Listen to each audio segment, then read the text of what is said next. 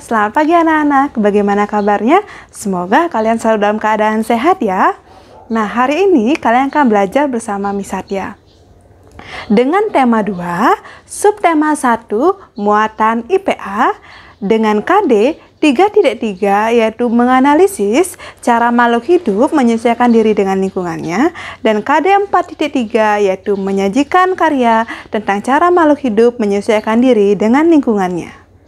Nah, tujuan pembelajaran yang akan kita capai pada hari ini, yang pertama, kalian mampu menyebutkan ciri-ciri tumbuhan terkait habitatnya.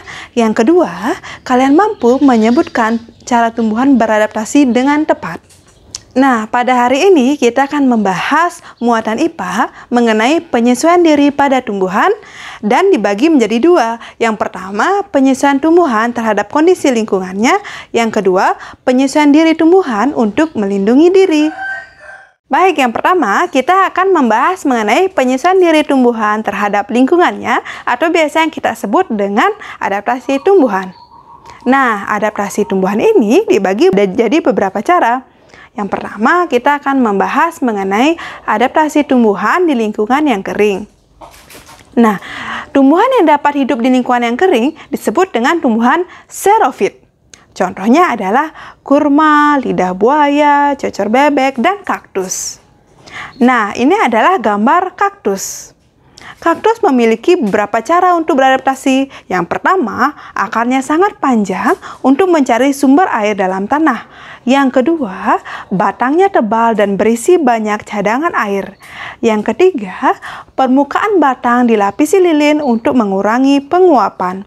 Dan yang terakhir, daunnya yang berbentuk duri untuk mengurangi penguapan dan melindungi diri.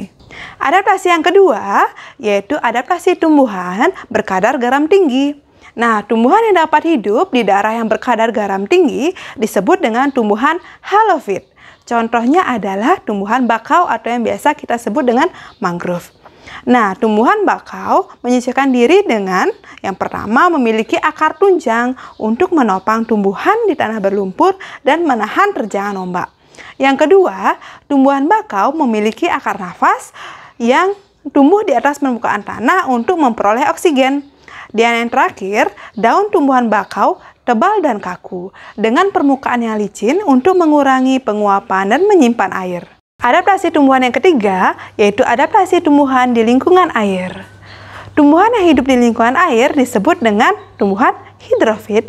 Contohnya adalah teratai dan enceng gondok. Nah, teratai ini memiliki ciri-ciri khusus. Yang pertama, daunnya lebar untuk mempercepat penguapan. Yang kedua, daunnya berlapis lilin untuk mencegah daun membusuk karena selalu terkena air. Dan yang terakhir, memiliki akar yang lebat untuk menjaga keseimbangan agar tidak terbalik. Adaptasi tumbuhan yang keempat, yaitu adaptasi tumbuhan di lingkungan lembab. Nah, tumbuhan yang dapat hidup di lingkungan lembab disebut dengan tumbuhan higrofit. Contohnya adalah begonia dan tumbuhan paku. Nah, tumbuhan ini memiliki struktur khusus pada daun yang disebut dengan stomata air. Nah, adaptasi tumbuhan yang terakhir yaitu adaptasi tumbuhan yang hidup di lingkungan yang miskin nitrogen. Nah, ada beberapa tumbuhan yang dapat hidup di lingkungan miskin nitrogen, yaitu kantong semar dan venus. Nah, tumbuhan ini melakukan penyesuaian diri dengan memerangkap serangga, kemudian mencernanya sebagai sumber nitrogen. Nah, kantong semar.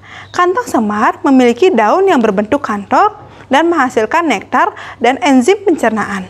Yang kedua, ada Venus flytrap, yaitu daunnya berbentuk seperti 2 tangkup dan memiliki rambut sensor yang akan tertutup jika ada serangga yang hinggap di daunnya.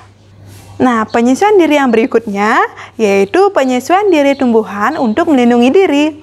Nah, penyesuaian diri tumbuhan untuk melindungi diri dibagi menjadi 4. Yang pertama, kita akan membahas mengenai tumbuhan yang memiliki duri. Nah, duri pada tumbuhan bisa terdapat pada batang, daun, maupun buah. Contohnya adalah pandan, kaktus, mawar, nanas, dan durian. Yang kedua, yaitu tumbuhan yang memiliki rambut halus. Nah, rambut halus terdapat di permukaan batang maupun daun. Nah, jika disentuh, maka akan menyebabkan rasa gatal. Contohnya adalah bambu, jagung, dan debu. Yang ketiga yaitu tumbuhan menghasilkan getah. Getah yang dihasilkan akan menempel pada mangsa sehingga binatang akan sulit bergerak. Contohnya adalah sawo, pepaya, mangga, dan nangka. Dan yang keempat, tumbuhan menghasilkan racun. Contohnya adalah kecubung dan jarak. Tumbuhan kecubung menghasilkan racun yang jika dikonsumsi akan menyebabkan sesak napas, mual, gelisah, dan halusinasi. Nah, demikianlah materi yang dapat Bu Guru sampaikan hari ini. Untuk menguji seberapa jauh pemahaman kalian tentang materi pencerahan diri tumbuhan, Bu Guru kirimkan beberapa latihan soal melalui Google Class. Nah, cukup sekian. Tetap semangat dan ingat jaga kesehatan.